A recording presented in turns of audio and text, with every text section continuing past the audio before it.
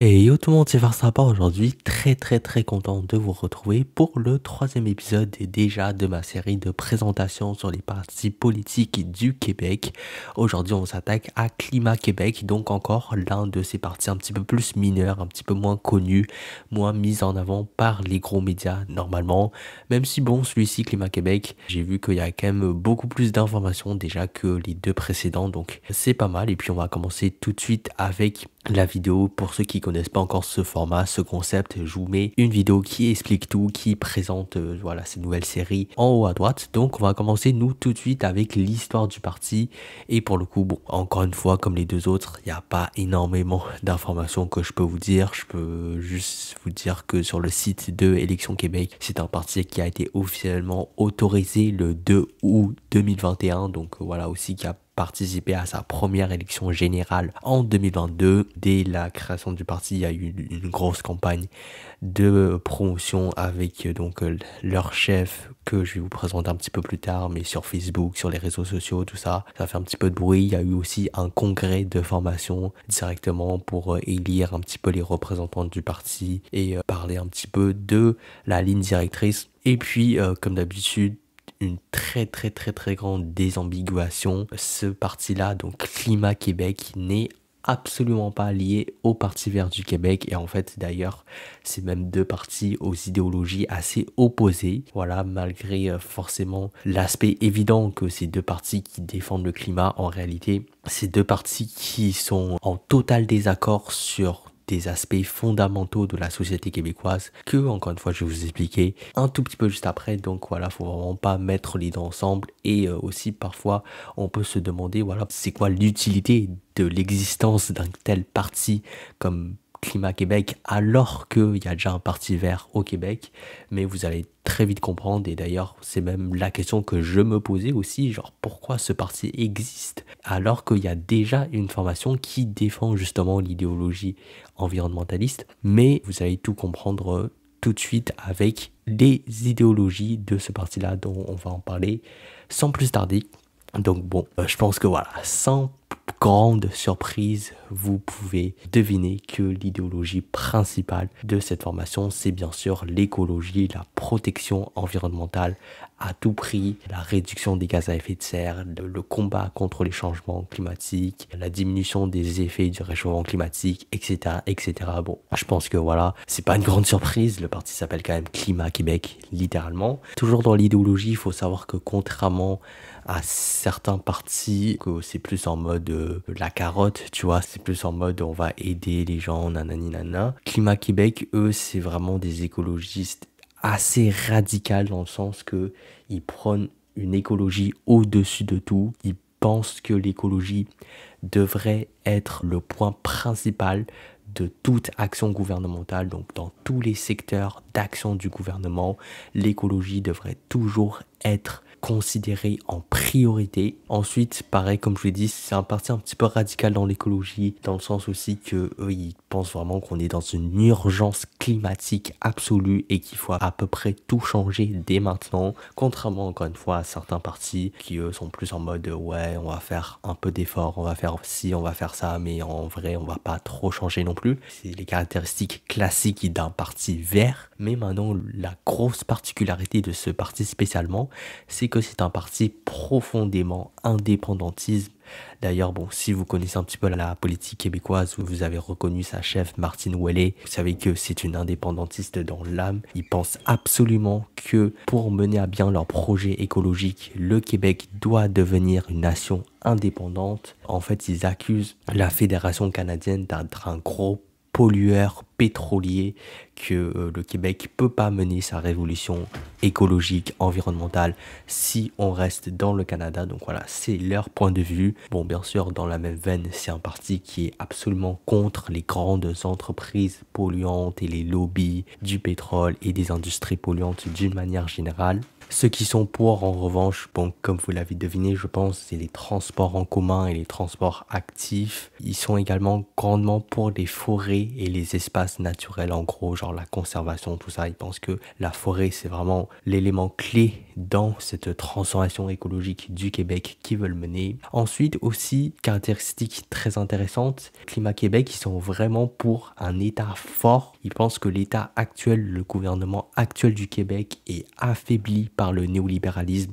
c'est-à-dire qu'on est entré un petit peu trop dans un truc de laisser faire, dans un état de ouais, on va un petit peu laisser les choses se faire par eux-mêmes, on va pas trop gérer, on va pas trop se mêler des affaires des individus. Climat Québec, ils sont pas du tout d'accord, ils veulent un état puissant, fort, qui dirige. Ils sont aussi énormément pour les services publics, un petit peu dans la même veine de ce que j'ai dit de l'état fort. Et bah, ils veulent aussi un état qui fournit des bons services à leurs citoyens.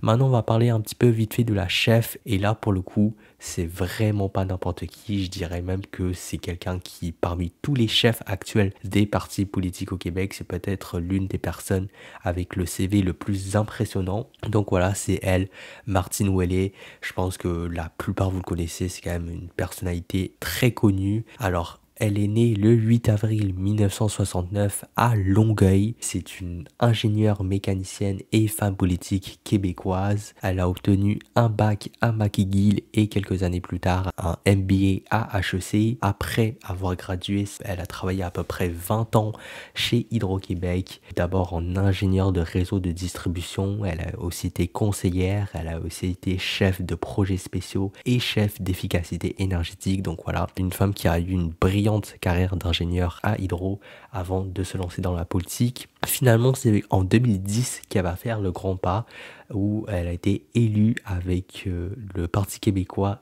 dans Vachon. D'ailleurs, elle serait réélue en 2012 et en 2014. Donc au total, elle aura fait 8 ans en tant que députée à l'Assemblée nationale pour le Québec. Et d'ailleurs même, c'est pas n'importe qui, puisque entre 2012 et 2014, donc avec le gouvernement Marois du PQ, elle a été ministre des Ressources naturelles. Donc voilà, quand même, une chef de parti qui a déjà été ministre dans un gouvernement. Franchement, il y en a vraiment pas beaucoup. Et par la suite, quand ça a été le gouvernement libéral, elle a été quand même vice-présidente de la commission de l'aménagement du territoire entre 2014 et 2017. Par ailleurs, elle est même devenue la chef du bloc québécois en 2017. Malheureusement pour elle, c'était un bloc complètement en crise. C'est pas le sujet de la vidéo, mais bref, ils allaient vraiment très mal à cette époque-là. Donc malheureusement pour elle, très rapidement, elle a été impopulaire. Elle démissionne suite à une motion de non-confidence au sein du Bloc québécois en 2018. Ça lui a été notamment reproché d'avoir une personnalité un petit peu forte, un petit peu écrasante, et également d'avoir une vision que la plupart des députés du Bloc n'aimaient pas. Donc voilà, il y a eu une grande crise et après seulement un an, elle a dû démissionner. Petite pause et après c'est en 2021 qu'elle fait son retour en politique avec la création de son propre parti Climat Québec et elle participe à sa première élection partielle sous sa nouvelle bannière avec l'élection partielle de Marie-Victorin en 2022. Maintenant je vais vous donner quelques exemples concrets de ce que ce parti-là voulait proposer. Sachez que je me suis basé principalement sur leur plateforme de 2022 vu que c'est la plus récente tout simplement, donc certains trucs peuvent ne plus être d'actualité, mais ça vous donne quand même une idée en général de c'est quoi le genre de truc que ce parti-là propose. Donc tout d'abord, il voulait atteindre la carboneutralité en 2030. Voilà, tout simplement. C'est extrêmement ambitieux, mais c'était l'une des propositions phares de leur parti. Ensuite, ils voulaient déclarer un état d'urgence climatique. Donc concrètement, on n'est pas au niveau non plus de la loi sur les mesures de guerre, ce genre de truc, mais c'est quand même un état qui permet au gouvernement d'avoir plus de pouvoir contrôler les trucs, faire prendre des décisions plus facilement sous prétexte, voilà, de l'urgence climatique. Ensuite, très concrètement, ils voulaient rendre les transports en commun totalement gratuits pour tout le monde. Cette formation comptait investir 5 milliards de dollars dedans. Climat Québec voulait également éliminer le gaz et le pétrole dans tous les bâtiments commerciaux, institutionnels et résidentiels. Aussi, ils voulaient décentraliser les décisions dans le système de santé, donc que la prise de décision soit plus au niveau local. Toujours dans la santé, ils voulaient plus d'autonomie pour les infirmières aux urgences, qu'elles soient capables de faire faire plus de choses sans avoir forcément besoin d'un médecin toujours. Au niveau du territoire, ils voulaient atteindre 30% de territoires protégés au Québec durant leur mandat. Ils voulaient également favoriser la production et la consommation locale. Au niveau de l'indépendance, Climat Québec, ils voulaient une constitution temporaire de la République du Québec. Donc eux, il n'y avait même pas de référendum ou quoi. C'est s'ils étaient élus directement, bam, constitution, bam, indépendance. Mais comme je dis, temporaire. Puis après, en cours de mandat, ils auraient fait une constitution définitive qui, elle, serait votée par référendum. Et enfin, ils voulaient aussi cartographier les zones sensibles au choc climatique du Québec. Voilà, ça c'était des petits exemples. Bien évidemment, je fais juste présenter d'une manière très neutre leurs opinions. Ça veut pas du tout dire que je suis d'accord, ça veut pas du tout dire que je pense que c'est réaliste. C'est voilà, je fais juste présenter ce que eux y proposaient tout simplement. Et maintenant que ça s'est dit, on va pouvoir regarder un petit peu les résultats historiques de ce parti qui pour le moins ont été vraiment pas terrible pour l'instant, hein. Donc tout d'abord ça, je vous mets la première élection de Martine Ouellet, ça c'était en 2010, donc voilà, ça fait quand même un bon petit bouton, hein, voilà, vous pouvez voir. Et puis ça, donc c'est sa première élection avec le Climat Québec, donc en 2021, la partielle dans Marie-Victorin. Et puis ça, c'était donc le score du parti en général aux élections provinciales de 2022, élections générales. Vous pouvez voir qu'ils sont arrivés donc à la 8e place avec 0,21% des voix, à peu près 8000 votes, donc pas un très bon résultat, mais quand même, je dois dire qu'ils ont quand même eu une exposition médiatique assez importante par rapport à la taille de leur parti. Est-ce qu'ils vont pouvoir faire mieux dans le futur? Est-ce que c'est un parti qui a été enterré avant d'avoir commencé? Seul le futur nous le dira. Mais en tout cas, c'est la fin de cette vidéo. J'espère qu'elle vous aura plu.